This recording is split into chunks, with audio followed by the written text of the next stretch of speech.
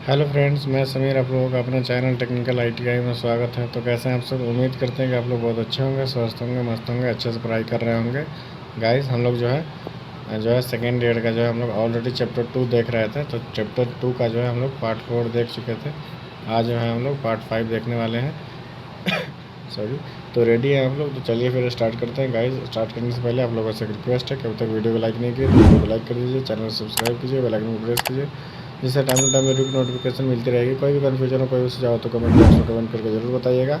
आपका हर क्वेश्चन का जवाब दिया जाएगा, हर प्रॉब्लम का सलूशन दिया जाएगा। और जो है अपने फ्रेंड सर्कल में, व्हाट्सएप ग्रुप में, सोशल मीडिया पर शेयर कीजिए ताकि वो लोग भी जो है वीडियो का लाभ उठा पाए। और टेलीग्राम चैनल ज्वाइन कर लीजिएगा, टेलीग्राम का लिंक वीडियो के डिस्क्रिप्शन में है। तो चलिए फिर स्टार्ट करते हैं। फिर से आपसे रिक्वेस्ट है, प्लीज़ अभी तक लाइक नहीं किया तो लाइक कर दीजिएगा। तो हम लोग जो है डीसी मोटर के बारे में देख चुके थे। अब डीसी मोटर को जो है हम लोग स्टार्ट करेंगे और कंट्रोल कैसे करते हैं हम लोग बेसिकली उसके बारे में पढ़ने वाले थे, यानी कि स्टार्टर के बारे में पढ़ने वाले हैं। ठीक है, तो चलिए हम लोग का जो है पहला जो टॉपिक रहेगा वो रहेगा स्टार्टर के लिए। ठीक है, तो देखिए यहाँ से जो हम लोग देखने वाले थे डीसी मोटर में प्रयुक्त स्टार्टर्स। ठीक है, हम लोग जो है यहाँ से देखेंगे। ठीक है, starter used in DC motor.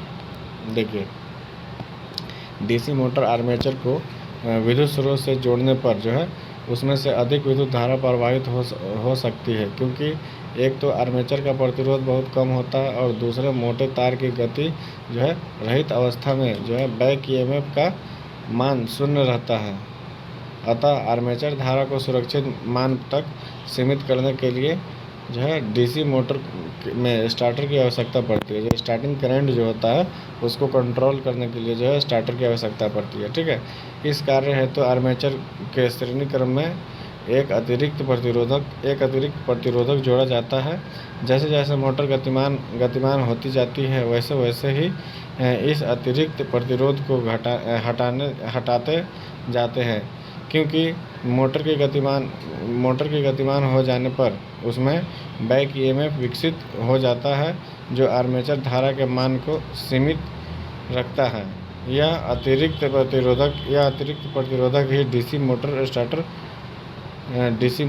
Starter जो है या फिर हैंड स्टार्टर कहलाता है। ठीक है, आर्मेचर में ओवरलोड तथा नो लोड सुरक्षा जो है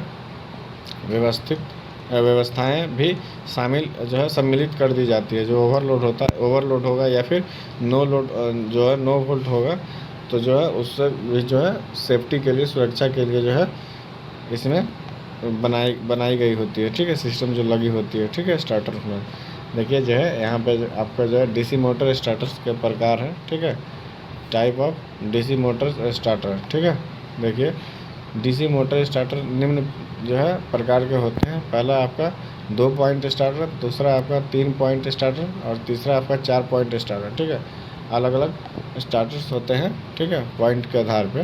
तो देखिए हम लोग पहले देखेंगे 2 पॉइंट स्टार्टर। ठीक है, इसके बारे में देखते हैं। देखिए क्या है 2 पॉइंट स्टार्टर। यह केवल सीरीज मोटर को चलाने के लिए प्रयोग किया जाता है। यह सबसे सरल प्रकार का स्टार्टर है। श्रेणी प्रतिरोध, पीतल स्टैंड हैंडल व एनवीसी होल्डिंग कॉइल आदि इसके मुख्य भाग होते हैं। इसमें केवल दो संयोजक बिंदु होते हैं, इसलिए यह 2 पॉइंट स्टार्टर कहलाता है। इसकी संरचना एवं संयोजन चित्र में दर्शाया गया है। ठीक है, इसके जो है संरचना कैसे इसका बनावट है और जो इसका कनेक्शन कैसे है उसको जो है यहाँ पे दिखाया गया है। देखिए आगे क्या है, प्रारंभ में संयोजक भुजा ऑफ स्थिति में जो है रहती है। मोटर को डीसी सप्लाई देने और संयोजक भुजा को जो है घुमाकर स्टैंड 1 पर जो है लाने से मोटर चालू हो जाती है। धीरे धीरे स्टार्टिंग प्रतिरोध को घटाकर आर्मेचर की घूर्णन गति बढ़ाई जाती है। ठीक है, जैसे जैसे हम लोग जो ये देखें यहाँ से जो आपको रेजिस्टेंस दिख रहा होगा, इसमें जो अलग अलग पॉइंट्स दिए गए हैं सब पे जो है रेजिस्टेंस लगा हुआ है। देखिए यहाँ पे जो जिगजैग लाइन बना हुआ है ये रेजिस्टेंस है। ठीक है, तो क्या होता है जब हम लोग स्टार्टर को यहाँ पे जो हम लोग मूव करते हैं तो यहाँ पे एनवीसी कॉइल लगी होती है और जैसे हम लोग इसको मूव करते हैं तो जो है आपका यहाँ से होते हुए जा रहा है। ठीक है, तो होगा क्या कि यहाँ से ये पूरा रेजिस्टेंस आपका एक साथ वर्क कर रहा है। ठीक है, तो जो है लो करंट होगा, लो वोल्टेज होगा, जिसके कारण आपका मोटर जो है धीरे धीरे मूव करेगी और उसका टॉर्क हाई हो जाएगा। ठीक है, जब उसका जो है करंट लो होगा तो टॉर्क हाई होगा, ठीक है। तो फिर थोड़ा सा मूव करेगा, फिर हम लोग थोड़ा और आगे बढ़ाएंगे, फिर और मूव करेगा, फिर थोड़ा और आगे बढ़ाएंगे। इस तरीके से उसकी स्पीड को मेंटेन करते हुए हम लोग उसको 6 पे ला करके, और यहाँ पे जो है ये जो है आपका जो कॉइल है ये आयरनाइज हो जाएगा, और जो है आपका हैंडल जो है यहाँ पे सट जाएगा, टाइट हो जाएगा, ठीक है, फिट हो जाएगा। जैसे ही आपका लाइट कटेगा तो ये जो है आपका जो है डीमैग्नेटाइज हो जाएगा, और आपका जो है हैंडल फिर से जो है रिवर्स हो जाएगा, बैक हो जाएगा। यहाँ पे जो एक स्प्रिंग लगा होता है, देखिए यहाँ पे है जो है नर्म लो, जो है लो कॉपर का यहाँ पे एक लगा होता है, जो इसके साथ चिपकने का काम करता है, पकड़ने का काम करता है हैंडल को। और देखिए नीचे संयोजक भुजा या छल्लादार स्प्रिंग, देखिए यहाँ पे जो है स्प्रिंग इसका काम होता है इससे दूर करना। जैसे जब मैग्नेटाइज ख़त्म होगा इसके अंदर का, तो ये जो है पीछे की तरफ आएगी, ठीक है, देखिए। और यहाँ पे जो लगा होता है ये एनवीसी होल्डिंग कॉइल होता है।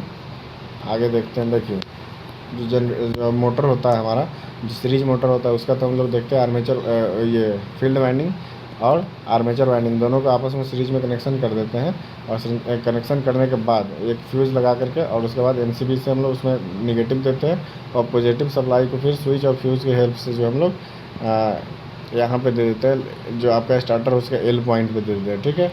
और दूसरे साइड से जो आपका ए पॉइंट होता है वहाँ से हम लोग फील्ड कॉइल का जो है एक पॉइंट दे देते हैं, और इस तरीके से हम लोग डीसी सीरीज मोटर को कंट्रोल करते हैं, ठीक है।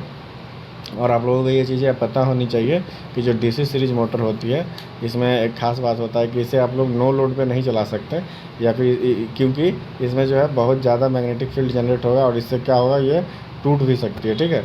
इसलिए इसे हमेशा जो है लोड पे ही चलाना चाहिए, ठीक है।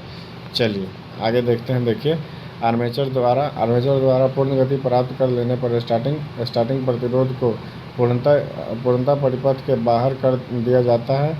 इस स्थिति में 9 वोल्ट कॉइल एनवीसी का जो है विद्युत चुंबक संयोजक भुजा को यानी कि होल्ड लेता है। जैसे ही विद्युत सप्लाई ऑफ हो जाती है, इसका विद्युत चुंबकत्व समाप्त हो जाता है, और छल्लेदार स्प्रिंग की प्रक्रिया से संयोजक भुजा ऑफ स्थिति में लौट आती है। अब यदि विद्युत सप्लाई पुनः चालू हो जाए तो भी मोटर स्वतः ही चालू नहीं होती और उसकी आर्मेचर वाइंडिंग सुरक्षित रहती है। इस प्रकार के स्टार्टर में प्रायः कोई ओवरलोड सुरक्षा युक्ति प्रयोग नहीं की जाती है, क्योंकि सीरीज मोटर के ओवरलोड होने की संभावना बहुत कम होती है। इस स्टार्टर की 9 वोल्ट कॉइल मोटे तार तथा कम लपेटे वाली बनाई जाती है, क्योंकि इसे पूर्ण लोड धारा वहन करनी पड़ती है, ठीक है। आगे देखते हैं, देखिए यहाँ पे जो है 2 पॉइंट वाले स्टार्टर के बारे में हम लोग देखते हैं, जो है आपका 3 पॉइंट स्टार्टर है, यहाँ पे 3 पॉइंट स्टार्टर के बारे में देखते हैं। देखिए इस प्रकार के शंट तथा कंपाउंड मोटर को जो है चालू करने के लिए किया जाता है। इसकी संरचना एवं जो है संयोजन चित्र में दर्शाए गए हैं। इसमें स्टार्टिंग प्रतिरोध यूरेका तार का बना होता है, जिसे एस्बेस्टस की सीट पर व्यवस्थित किया जाता है। कुछ भाग जैसे एनवीसी कॉइल LFA जो है ओवरलोड कॉइल आदि बैकलाइट की सीट पर व्यवस्थित किए जाते हैं। स्टार्टर तथा मोटर को डीसी सप्लाई देने और संयोजक भुजा को घुमाकर स्टैंड 1 पर लाने से जो है मोटर चालू हो जाती है, ठीक है। देखिए यहाँ पे भी जो है उसी तरीके से होता है, लेकिन इसमें जो एक पॉइंट अलग से दिया जाता है। देखिए यहाँ पे जो है एक और यहाँ पे जो अब ओवरलोड कॉइल जो है लगी होती है, ठीक है। इसके मोटर को प्रोटेक्शन के लिए ओवरलोड कॉइल लगी होती है, ठीक है। उसे आर्मेचर पर जो है संयोजन कहते हैं। यहाँ पे देखिए आर्मेचर संयोजन होता है, इसमें जा करके और एक कॉइल में जोड़ करके फिर उसके बाद आपकी स्प्रिंग में जाती है, ठीक है। और इसी तरीके से जो आपका आउट होता है वहाँ से, तो जो है आपका देखिए यहाँ पे आउट होगा जब, तो यहाँ पे भी एनवीसी कॉइल लगी होती है। और इसमें एक और चीज़ होती है, देखिए इसमें क्या होगा कि एक तरफ से जैसे जैसे रेजिस्टेंस जो है फील्ड और आर्मेचर में जैसे जैसे रेजिस्टेंस बढ़ेगा, तो मान लेते हैं कि हम लोग फील्ड का आर्म में देखिए यहाँ पे ये जो है आपका फील्ड का है, तो जैसे जैसे फील्ड का आर्म में जो है रेजिस्टेंस जो है, पहले तो क्या है फील्ड का रेजिस्टेंस 0 है, ठीक है। तो आपको जो है डायरेक्ट फील्ड में आ रहा है, यहाँ से करंट डायरेक्ट आ रही है, तो वहाँ पे क्या हो रहा है, आर्मेचर का जो रेजिस्टेंस है बहुत ज़्यादा हाई है। लेकिन जैसे जैसे हम लोग इसको बढ़ाएंगे तो फील्ड का रेजिस्टेंस क्या होगा, हाई होता जाएगा, और आर्मेचर का रेजिस्टेंस लो होता जाएगा, और आपकी मोटर की स्पीड बढ़ती चली जाएगी। ठीक है, देखिए ये जो है शंट फील्ड वाइंडिंग है, और ये जो है आपका शंट आर्मेचर परिपथ है। ठीक है, आगे देखिए यहाँ पे जो है 3 पॉइंट स्टार्टर के बारे में दिखाया गया है। देखिए क्या है, आगे देखते हैं। धीरे धीरे स्टार्टिंग प्रतिरोध के मान को घटाते हुए आर्मेचर की जो है आर्मेचर की गति बढ़ाई जाती है। आर्मेचर द्वारा पूर्ण गति प्राप्त कर लेने पर स्टार्टिंग प्रतिरोध को पूर्णतः आर्मेचर परिपथ के बाहर कर दिया जाता है। इस स्थिति में जो है संयोजक भुजा ऑन स्टैंड से संयोजित रहती है। 3 पॉइंट स्टार्टर में प्रयुक्त एनवीसी तथा ओवरलोड कॉइल का वर्णन निम्नवत है। ठीक है, देखिए 9 वोल्ट कॉइल के बारे में हम लोग देख लेते हैं। देखिए क्या है, यह एक विद्युत चुंबक होता है। इसमें लेमिनेटेड कोर पर बोबिन लगाकर एस आई तार के टर्न लपेटे होते हैं। यह हैंडल को अपने पास चिपकाए रखने का कार्य करती है। यह शंट फील्ड वाइंडिंग के श्रेणी क्रम से संयोजित की जाती है। इसका मुख्य कार्य है संयोजक बिंदु को ऑन स्थिति में जो है जोड़ कर रखना, यानी कि होल्ड करके रखना। ठीक है, देखिए जैसे ही विद्युत सप्लाई ऑफ हो जाती है, इसका विद्युत चुंबकत्व समाप्त हो जाता है और छल्लेदार स्प्रिंग की जो क्रिया से संयोजक भुजा ऑफ स्थिति में लौट आती है। अब यदि विद्युत सप्लाई पुनः चालू हो जाए तो भी मोटर स्वतः ही चालू नहीं होती है। ठीक है, क्योंकि वहाँ पे जो स्प्रिंग लगा हुआ था उसको जो है पीछे कर देता है। ठीक है, इसकी आर्मेचर वाइंडिंग सुरक्षित रहती है। ठीक है, इससे क्या होगा, इसकी आर्मेचर वाइंडिंग जो है सुरक्षित रहेगी, सेफ रहेगी। ठीक है, इसीलिए हम लोग उसमें क्या लगाते हैं, हम लोग स्टार्टर लगाते हैं। ठीक है, आगे देखिए क्या है, ओवरलोड रिलीज कॉइल। ठीक है, ओवरलोड रिलीज कॉइल के बारे में देख लेते हैं। देखिए 3 बिंदु वाले स्टार्टर में एक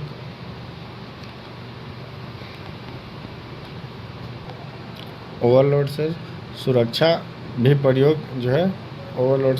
प्रयोग की जाती है। ठीक है, यह एक रिले होती है जो पुनः निर्धारित विद्युत धारा मान पर मोटर ऑफ हो जाती है। जो है OLC को विद्युत सप्लाई लाइन के श्रेणी क्रम में संयोजित किया जाता है। ठीक है, चित्रानुसार जब मोटर के स्टार्टर से संयोजन कर दिए जाते हैं, तब मेन स्विच ऑन करते हैं। धीरे धीरे हैंडल को आगे बढ़ाते हैं। प्रत्येक स्टैंड पर हैंडल की नोब छूती हुई चलनी चाहिए। ठीक है, आर्मेचर के श्रेणी क्रम में लगा प्रतिरोध 5 से 10 सेकंड में जो है होल्ड के ऑन अवस्था तक पहुंचते ही आर्मेचर से जो है दूर हट जाता है। ठीक है, यदि मोटर ओवरलोड हो जाए तो OLC यानी कि ओवरलोड कॉइल में जो है कॉन्टैक्ट आपस में जो है जुड़ जाते हैं एवं वहां से NVC के संपर्क में रहते हैं। ठीक है, जैसे ही NVC अचुंबकीय हो जाती है, जो है परिणाम स्वरूप हैंडल ऑफ हो जाता है। यदि मोटर को बंद करना हो तो हैंडल को धीरे धीरे पुनः ऑफ स्थिति में लाना चाहिए। ठीक है, आगे देखिए अगला जो हम लोगों का यहाँ पे पॉइंट है, यह है 3 पॉइंट स्टार्टर में दोष। उसमें जो दोष कौन कौन से होते हैं उसके बारे में देखिए। ठीक है, इस प्रकार के स्टार्टर में NVC को जो है शंट फील्ड वाइंडिंग और जो है स्टार्टिंग प्रतिरोधक के श्रेणी क्रम में संयोजित किया जाता है। संयोजक भुजा को ऑन स्टैंड की ओर घुमाने पर आर्मेचर परिपथ में तो स्टार्टिंग प्रतिरोध का मान घटता जाता है, परंतु शंट फील्ड प्रतिरोध के इसका नाम बढ़ता जाता है। मान होगा, यहाँ पर गलत दिया गया है, जो है मान बढ़ता जाता है।